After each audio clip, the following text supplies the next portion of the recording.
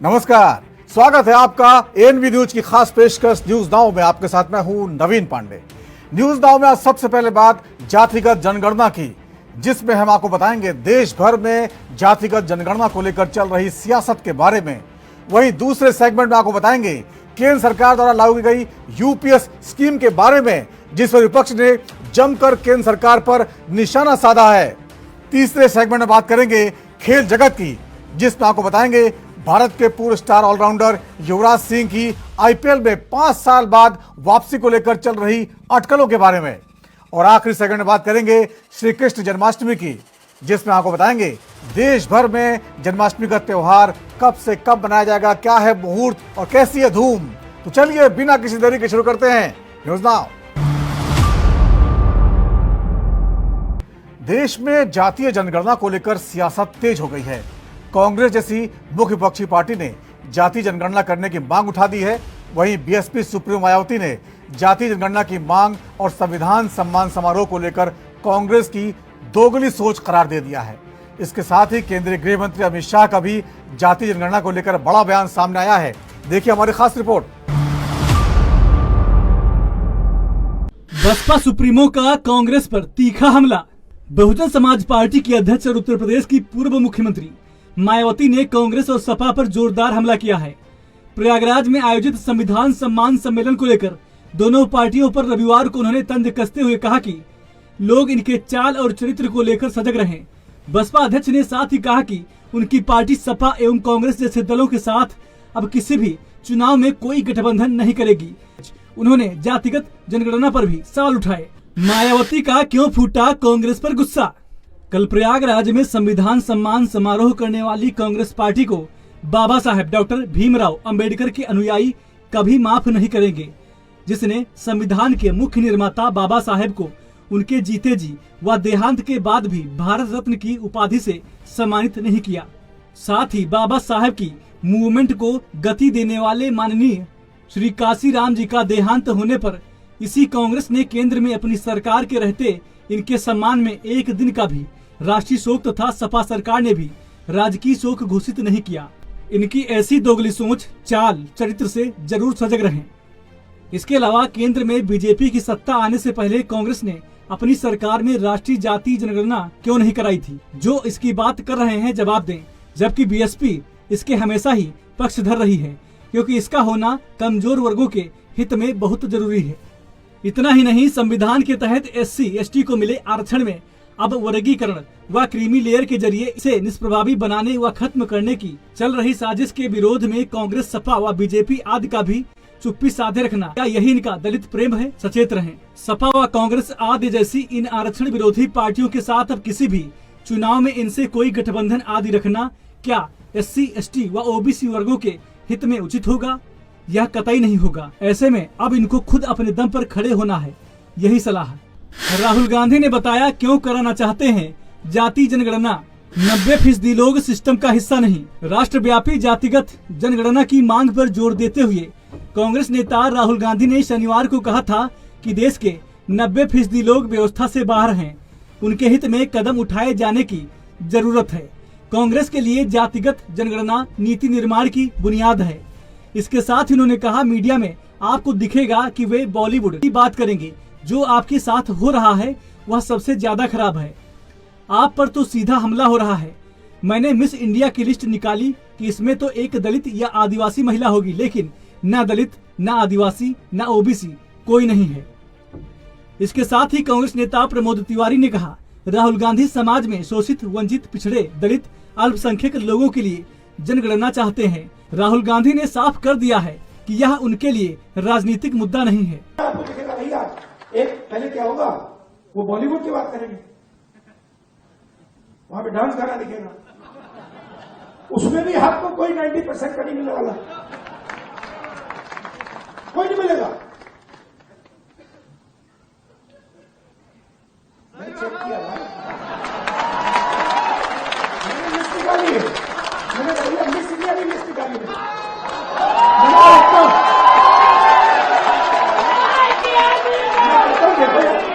अच्छा अब कहते हैं मिस इंडिया की लिस्ट निकाली है।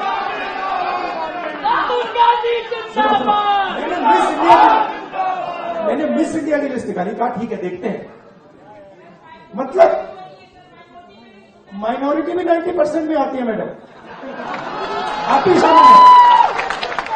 और आपको और शायद जो आपके साथ हो रहा है वो सबसे ज्यादा खराब है। मतलब आप पर तो डायरेक्ट आक्रमण हो रहा है।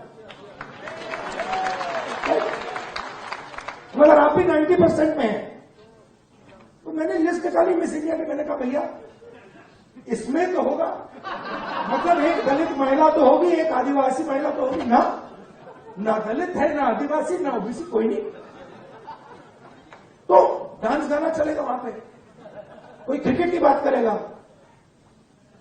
कोई बॉलीवुड की बात।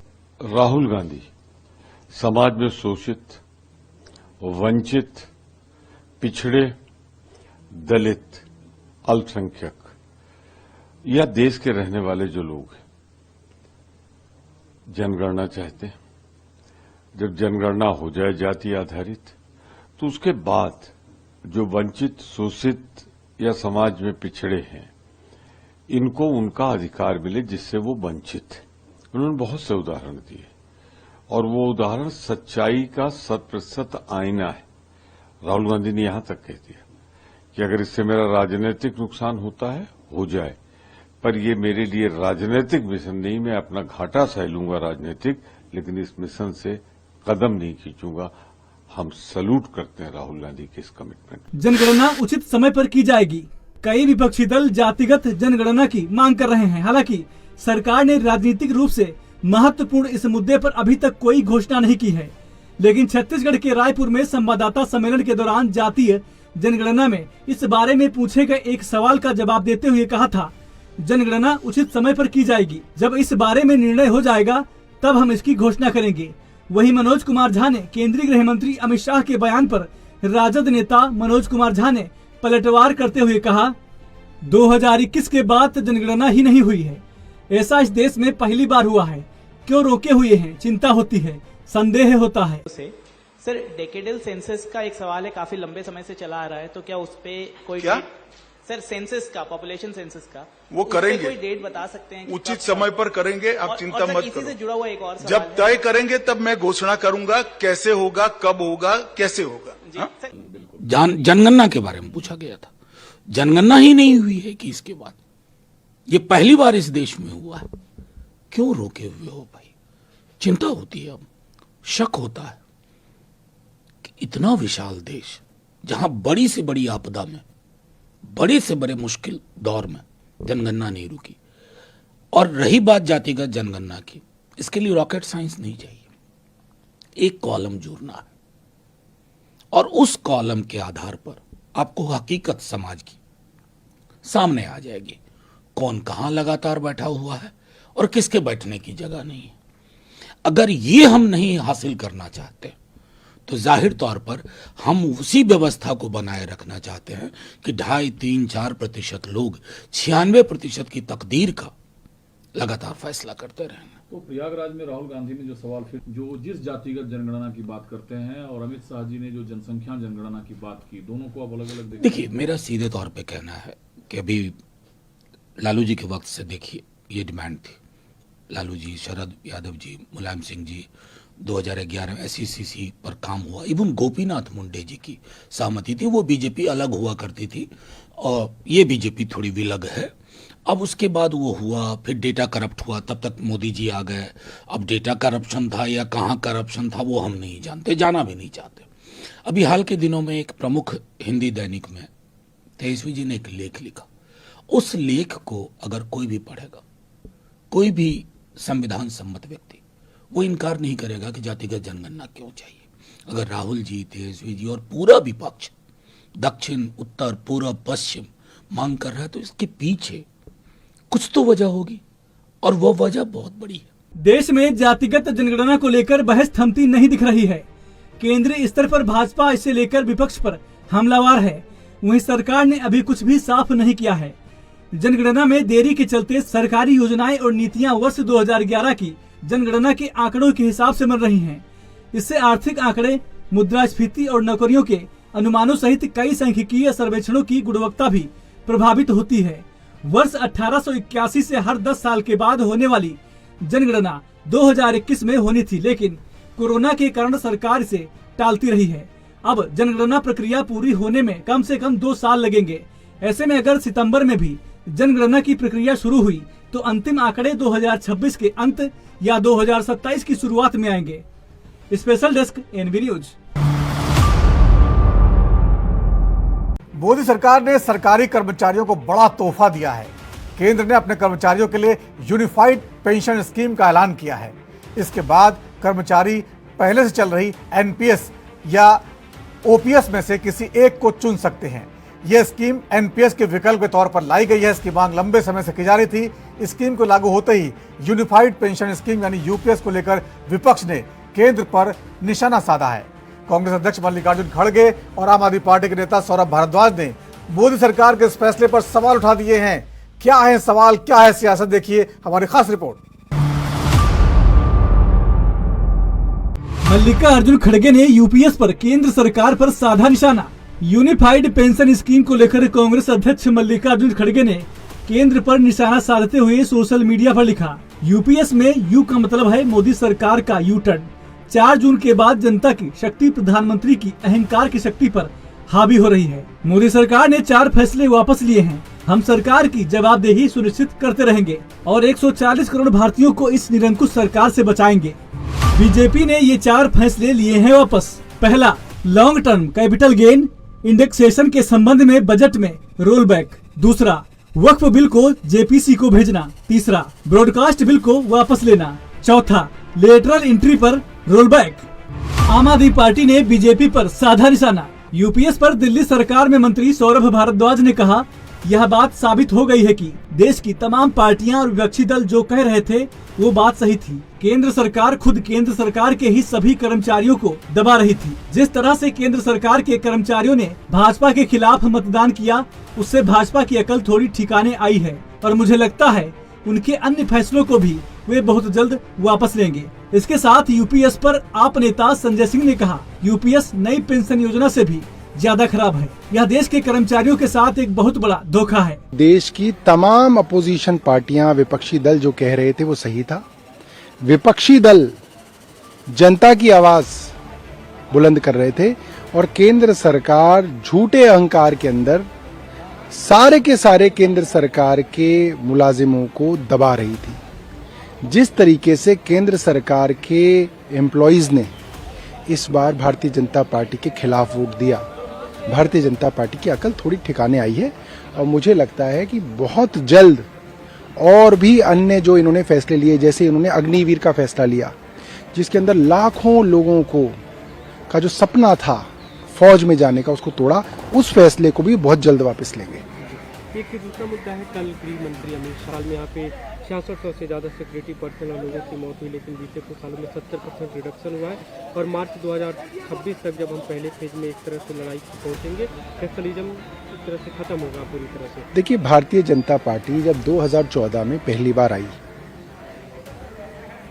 फिर इन्होंने नोटबंदी लाई। नोटबंदी लाते समय इन्होंने ये ऐलान कर दिया था कि अब देश में उग्रवाद खत्म हो जाएगा, पत्थरबाजी खत्म हो जाएगी, ब्लैक मनी खत्म हो जाएगा, ब्लैक मनी की ट्रांजैक्शन खत्म हो जाएंगी। कुछ भी खत्म नहीं हुआ। कश्मीर में 370 हटाने के बाद भी हर महीने हमारे फौजी वहाँ पे जो है शहादत दे रहे हैं।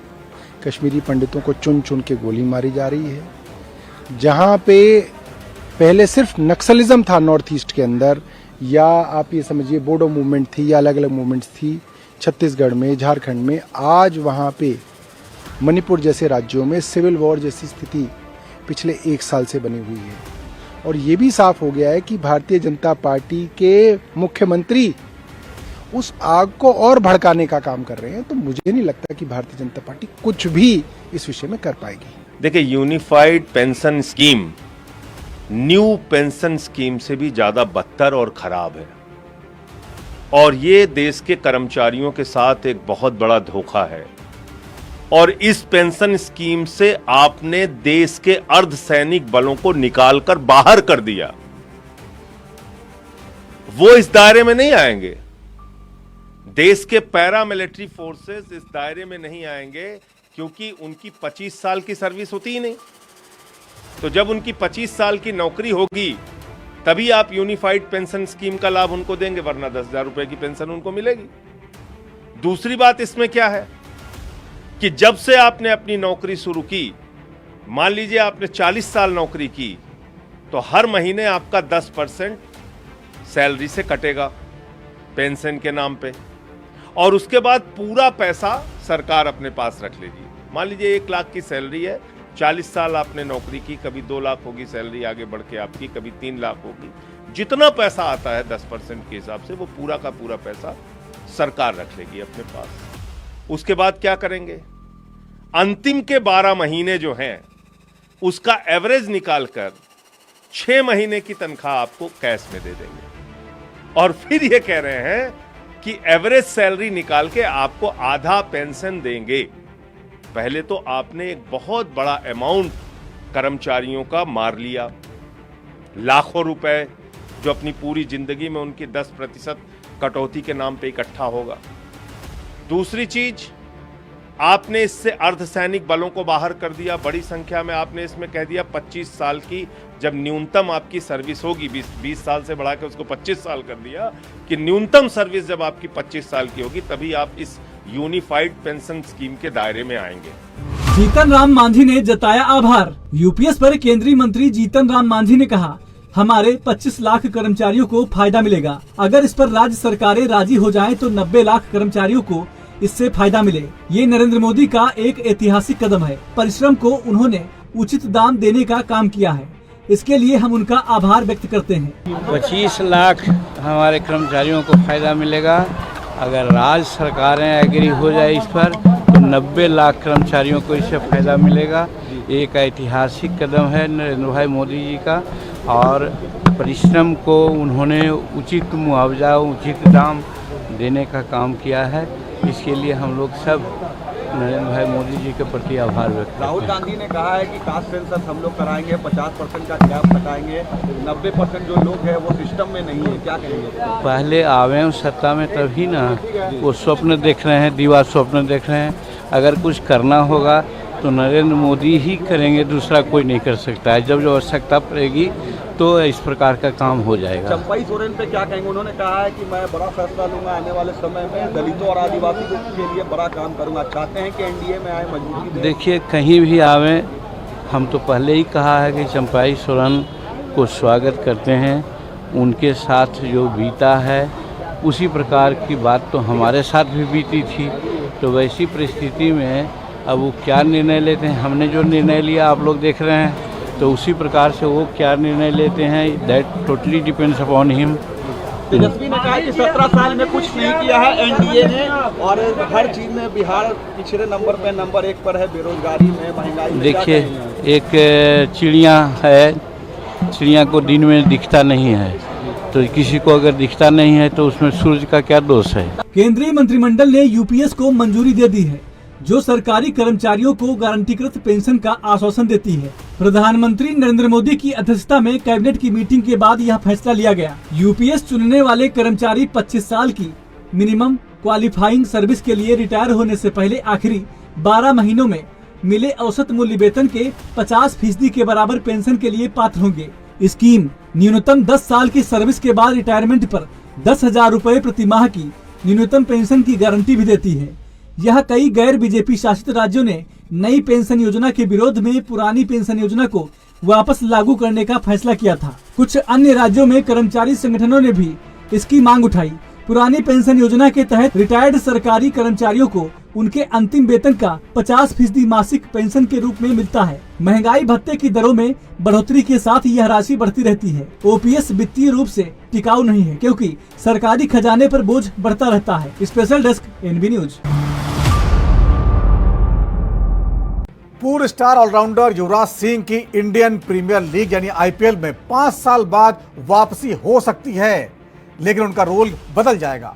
दरअसल दिल्ली कैपिटल के हेड कोच रिकी पॉन्टिंग ने अपने पद से इस्तीफा दे दिया है। इसके बाद खबर आ रही है कि वो दिल्ली कैपिटल्स के कोच युवराज सिंह बनाए जा सकते हैं।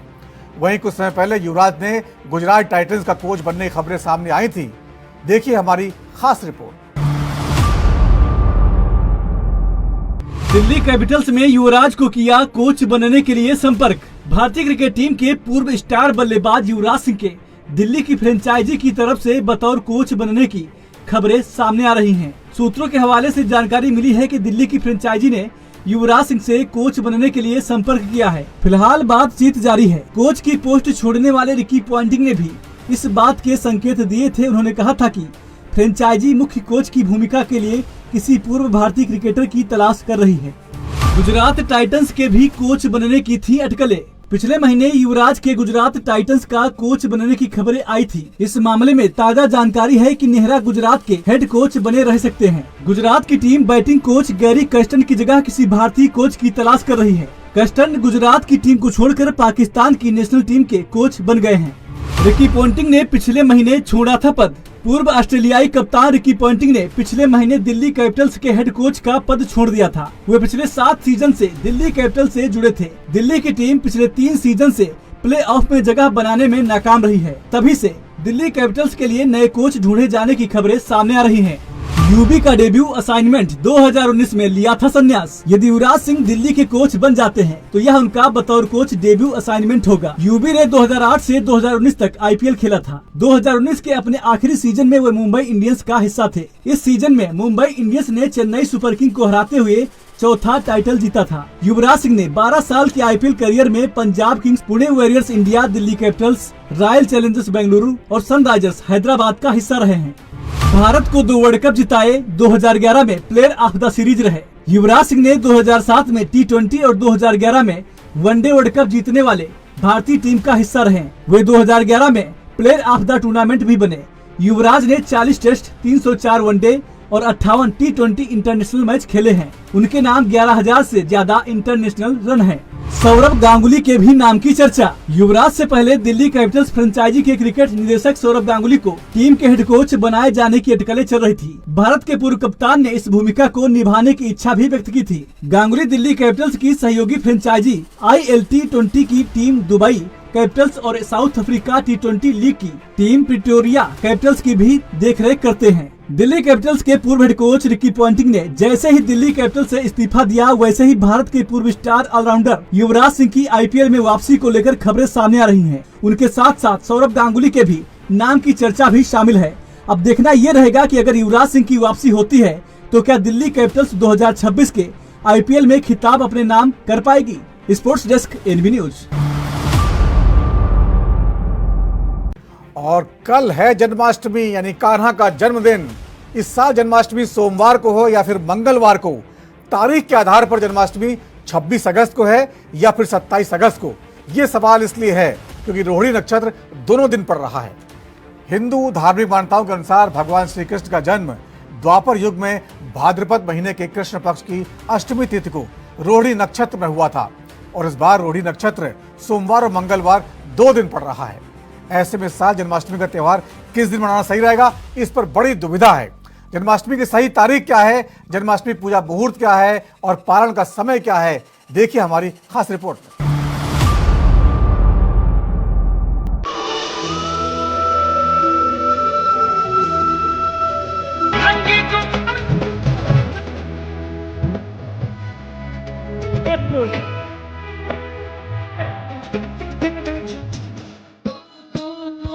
हम सब बोलेंगे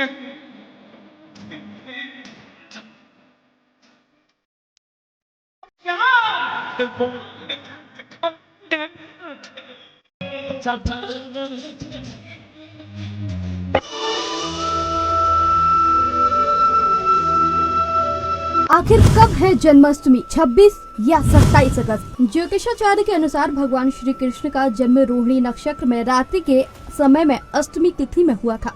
पंचांग के अनुसार इस साल 26 अगस्त सोमवार को तड़के 3:39 पर भाद्रपद कृष्ण अष्टमी तिथि का शुभारंभ हो रहा है। ये तिथि अगले दिन 27 अगस्त मंगलवार को तड़के 2:19 पर खत्म हो रही है। उदया तिथि के आधार पर अष्टमी तिथि 26 अगस्त सोमवार को है, तो वहीं रोहिणी नक्षत्र का प्रारंभ 26 अगस्त को दोपहर 3:55 पर हो रहा है। उसका समापन 27 अगस्त को दोपहर 3:38 पर होगा। अष्टमी तिथि और रोहिणी नक्षत्र में रात्रि पूजा का मुहूर्त 26 अगस्त को ही होगा, क्योंकि 27 अगस्त को रोहिणी दोपहर 3:38 पर खत्म हो जाएगी। ऐसे में जन्माष्टमी का त्योहार 26 अगस्त के सोमवार को मनाना उचित है।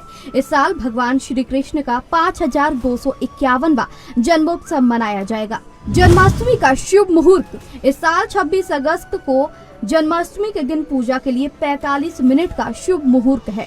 जन्माष्टमी का मुहूर्त 26 अगस्त की रात 12:01 से 12:45 तक है। सर्वार्थ सिद्धि योग में जन्माष्टमी इस साल की जन्माष्टमी सर्वार्थ सिद्धि योग में मनाई जाएगी।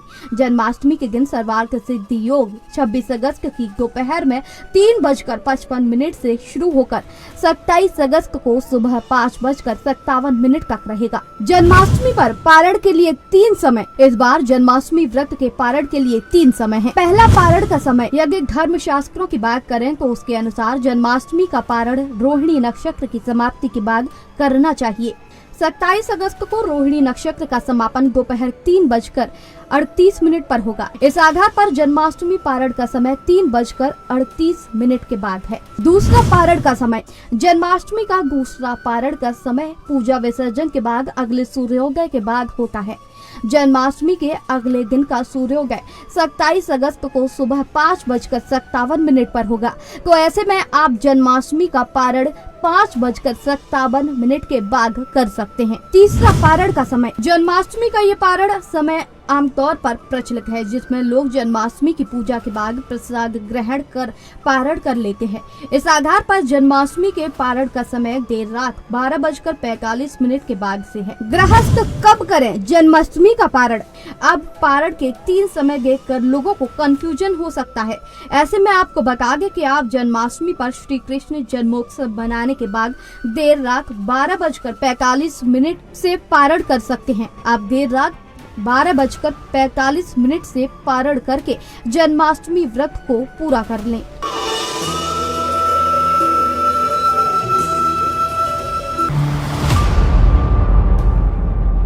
न्यूज़ नाउ में आज इतना ही। वक्त छोटे से ब्रेक का है और ब्रेक के बाद भी खबरों का सिलसिला जारी रहेगा।